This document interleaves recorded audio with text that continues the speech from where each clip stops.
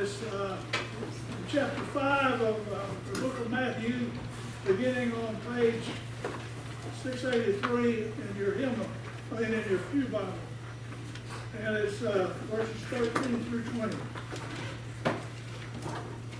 You are the salt of the earth, but if the salt loses its saltiness, how can it be made salty again?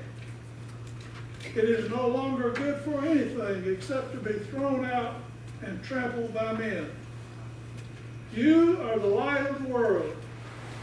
A city on a hill cannot be hidden. Neither do people light a lamp and put it under a bowl. Instead, they put it on a stand, and it gives light to everyone in the house. In the same way, let your light shine before men, that they may see your good deeds and praise your Father in heaven. Do not think that I have come to abolish the law or the prophets. I have not come to abolish them, but to fulfill them. I tell you the truth, until heaven and earth disappear, not the smallest letter, not the least stroke of a pen, will by any means disappear from the law until everything is accomplished. Anyone who breaks one of the least of these commandments and teaches others to do the same will be called least in the kingdom of heaven. But whoever practices and teaches these commandments will be called great in the kingdom of heaven. Keep reading. Keep reading. Keep going. Don't stop there. Yeah. For I tell you that unless your righteousness surpasses that of the Pharisees and the teachers of the law, you will certainly not enter the kingdom of heaven. So good.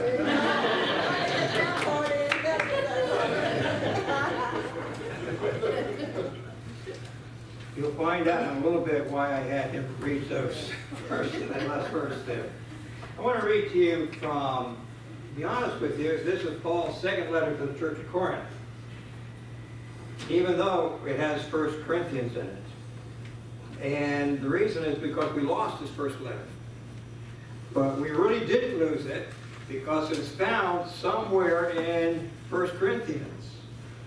I'm not going to, that's another part of the sermon that has absolutely nothing to do with what I'm talking about this morning. But anyway, that's a sermon for another time. But anyway, this is Paul's letter to the Corinthians as he's writing back to them, having been there at one point.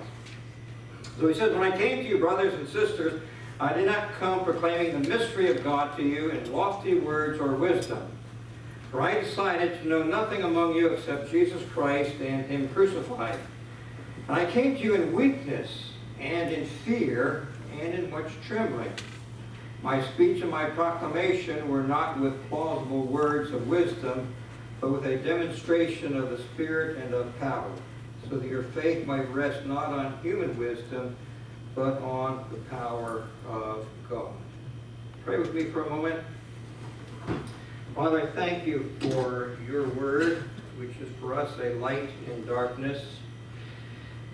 It is you that your Spirit opens our understanding to your word, and I pray that your Spirit will speak to us today, to speak to our lives, and speak to our hearts, and that we will go forth from this time of worship to truly worship you and praise you with our lives. We pray these things in your holy name. Amen. One of the things that I find interesting about this Corinthian passage is where Paul says, I came to you in weakness, and I came to you with much fear and much trembling, which really seems to be incongruent with Paul, because I picture Paul as being very courageous and bold, and he's not afraid of speaking his mind. So it raises with me the question, why did he come to Corinth and to these Christians there saying that he came in weakness, and he came in fear and in trembling? So to get an answer to that question, we need to know, where was Paul prior to coming to Corinth? And so when we look in the book of Acts, we realize that he was in Athens, Greece. Now, I said the early service, that's not Athens, Alabama, that's Athens, Greece, which is entirely different. And Paul went there from a town called Berea, where they tried to stone him to death. And so some of the Christians in that community said, Paul, you need to get out of here because they're going to kill you. So he went to Athens, and Silas and Timothy stayed behind, and they were going to meet up with him in Athens. So Paul had a couple of days in Athens, and he's walking around, and he sees this as being a very, very religious city, because there are statues of gods all over the place. A statue of this god, this goddess, another goddess. And there was also a statue to an unknown god, because they thought maybe they might miss a god, so we need to cover every base here. So Paul, oftentimes when he went to a new community, would meet with the Jewish community. He went to the synagogue, and he would share with them about Christ and the Christian faith. You need to picture this, because Athens was a very wealthy city. There were a lot of people that had wealth there, and many of the men didn't have to work. They had slaves to do their work for them. So they had all this leisure time, and so they would meet here in the open square area, and what do men do? They talk. They solve the problems of the world, so to speak. Well, actually what they talked about is they liked to hear any new ideas that were out there, because they had two main philosophies that were dominant in the ancient world. There was one called Epicureanism, and the other called Stoicism. Have you ever heard those words? Epicureanism was, we believe that pleasure is the basic principle of life. And we still have that idea today. You only go around once in life, so you have to grab for all the happiness and pleasure you can get. Certainly there are people that believe that. And Stoicism means you need to suck up, the problems that you face and any pain that you have, and you need to just kind of, work your way through it. So those were the two dominant philosophies that existed in that day. So Paul enters that arena, and he begins to debate these people. And he tries to tell them about Christ and so forth, and God's love for us. Well, this was a new idea, and it probably created some stir, because they took him to this council of elders that sort of ran Athens. It was called the Areopagus. And these were just a group of men that made the decisions. Well, you knew Paul was in trouble, because when he was brought before the Areopagus, they said, now, who is this babbler that you're bringing to us? So Paul ought to know he's not off to a running start. But he's asked to explain himself. So Paul says, well, when I came to Athens, I walked around the city, and I see that you folks are very religious. I saw all of your gods there, statues, and also saw this statue to the unknown God. Well, let me tell you about this unknown God. And so he begins to talk about God, who is the creator of all. He is our creator. We have our life because of this God, and how this God rules the world and nations and so forth. And he sent a special one into our world, this special one who died in our behalf and was raised from the dead. And as soon as he got to that point, they cut him off. And said, we don't want to hear anymore. This is rubbish. Who believes all of this stuff anyway? And it goes against our experience. It's just ludicrous. So they shut him down. And it goes on to say, well, some said, yeah, we'd like to hear more of what you have to say. And then it ends up by saying that there were two men giving their names who did believe. When I look at that scene, I think what happened is Paul realized that he blew it. That he was depending upon himself, his own intellect, his own wisdom, his own ability to reason and debate, and he wasn't depending upon the power of God. And he thought he could persuade them. And I think he walked away from that experience feeling that, wow, he was really weakened by it. And he came with much fear and trembling to the people there in Corinth, realizing that he has to depend on the power of God and not on his own abilities.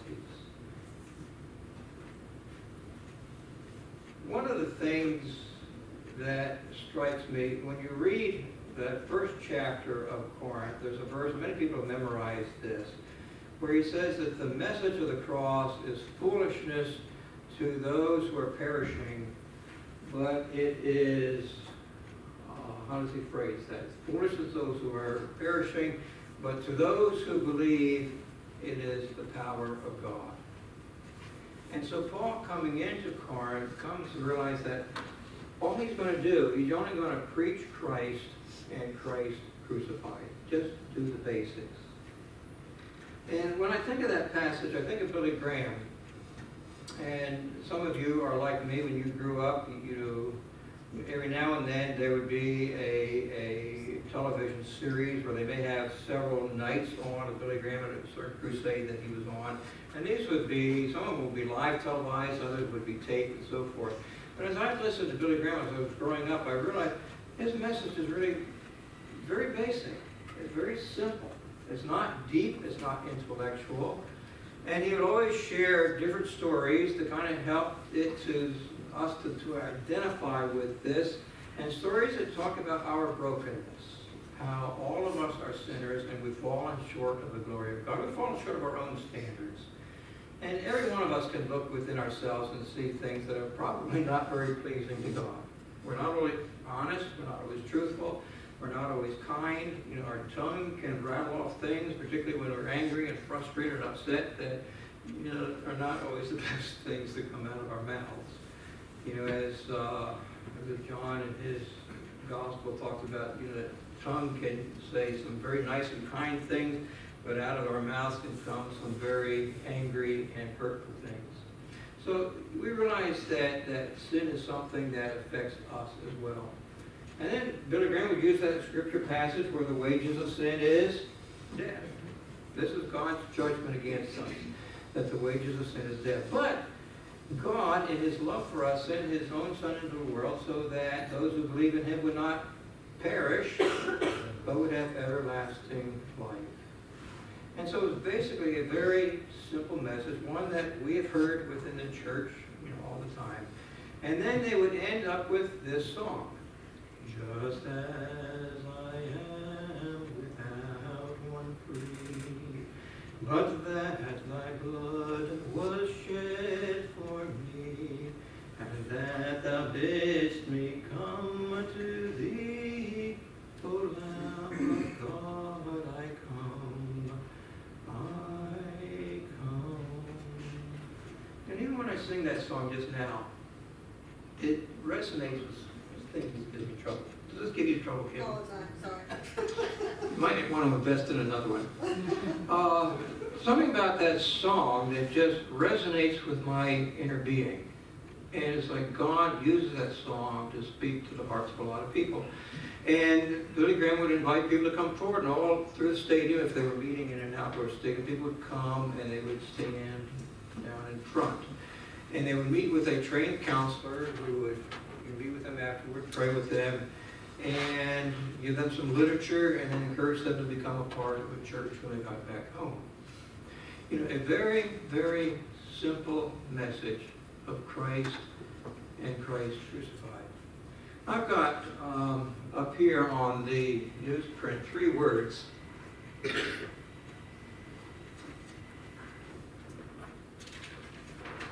Salvation, faith, and works. I'm going to ask you, what's the relationship between those 3 words?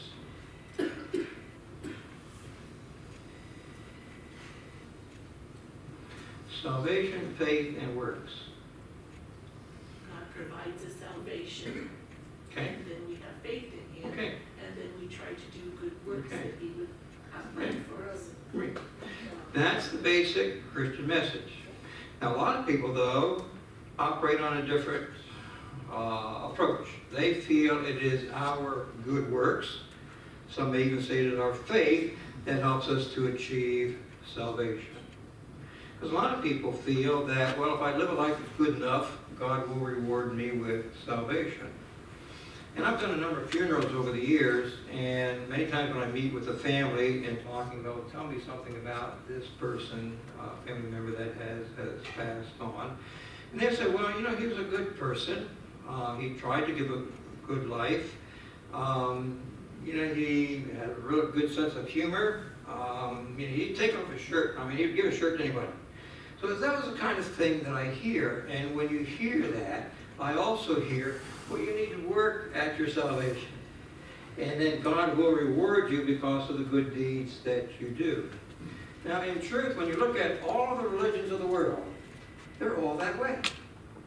Judaism, by obedience to the law. The Islamic faith, that you need to work at your salvation. Maybe God will reward you with paradise if He, wakes up on the right side of the bed to kind of reward you with that. Hinduism and all the other religions except Christianity. Christianity is different.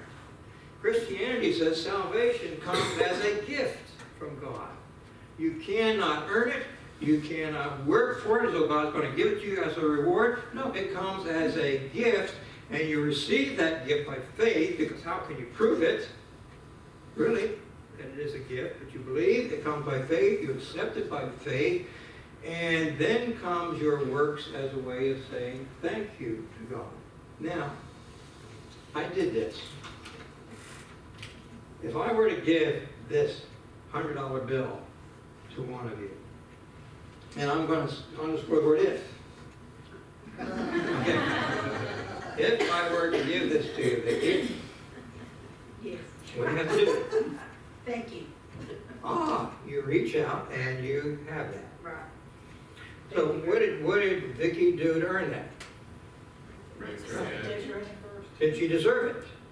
Absolutely. But if I give it to her as her gift, the response is, thank you. And then she would, in the Christian faith, would want to live a life that's pleasing to me because I gave her that. So, maybe she should use that in a way that would benefit others as well. So if I were to do that, then that gift is hers. And I will take it back. Using the illustration. I have a deal for you. I'll take the tunica and we can double it. I don't know how lucky you are. I'm not sure I have that much faith in you. Double it, huh? That sounds good, doesn't it? But that's the idea behind God's salvation. It comes as a gift. And because we didn't earn it, our response is to say, well, thank you. And then to live a life that is pleasing to Him, to the works. Not that we're earning our salvation, because we already have it as a gift. Well, the truth of the matter is that God does not just offer us salvation, He offers us something even better. He offers us His Son. And as a gift, we have to receive Christ into our lives. This is basic to our faith. And the amazing thing is that Christ wants to dwell within us. And we could say, well, why does He want to do that? Well, you'll see that in a moment. But He wants to dwell within us so that we receive Him by faith, and we want to live a life pleasing to Him, but He dwells in us because He wants to live through us. So in our works, so to speak, the life that we live, we're living in a way that Christ can live through us. So we're like being the salt of the earth. We're like being the light of the world. But there's something else here. And I want to come back to what I said about Hartwell, about he didn't read it all. There's that one verse which is really another curious verse. He says, unless your righteousness exceeds that of the Pharisees and the teachers of the law, then you cannot enter the kingdom of God. And that sounds an awful lot like, well, you got to work at our salvation, because that's what the Pharisees and the teachers of the law, the scribes, did. They had the law and they worked at it. I mean, that law was everything, and it governed and regulated everything in their lives, and every day, every month, every year, they tried to do better and to be as obedient to every aspect of the law that they could. And if they did, then they would be righteous. Well, you can see where that could be like a millstone around their necks, because they could never achieve righteousness. But I want you to picture something. The question is, how can our righteousness exceed that of the Pharisees? All right, I'm going to picture something morbid. We've all died. That's not a good thing, but yet we have a better life ahead of us. So that's the good news of the gospel. But we died and we're standing before God. This is the day of judgment. And God says to us, Hartwell? I don't know why I picked on you, I just decided to do it. I said, Hartwell, why should I let you into my kingdom? Well, Hartwell, or any of us, I hope you wouldn't say to God, well, God, I tried to live a good life, you know, do good unto others, you know what that is, you know, respect to others, I tried to do that. I was a member of the big Cove Presbyterian Church, and I didn't go every Sunday, but I was there most of the time. What else? Oh, I taught one year, and I was an elder and I was a deacon. I hope you won't say that, because really our salvation depends upon the grace of God. And God's grace are the free gifts that He gives to us. He's already given us the gift of salvation. He's given us Christ. Christ who has taken the penalty of our sin upon Himself. So when God looks at us, because we received Christ into our life, He said, oh, I see Christ in you. I declare you innocent. Well, you said, oh, how can you declare me innocent? I'm a sinner. He says, yes, you are. But I see Christ in you, and Christ paid the penalty for your sin. Now, the opposite of this is supposing He doesn't see Christ in us. Well, I tell people you don't want to go there, because then God will judge us in all of our sins. But in addition to declaring us innocent, because Christ has paid the penalty, He does something else. It's like clothing. He puts on us the very clothing of Christ's righteousness. Whoa. Did we deserve that? Absolutely not. But yet, because we have Christ in us, He gives us the very righteousness of Christ. Wow. We talk about the grace of God. We could never achieve that on our own, but in a sense, He makes us holy. Are you and I holy? Not on your tinny tin type. You know, we're sinners. But He declares us innocent. He gives us the very holiness and righteousness of Christ.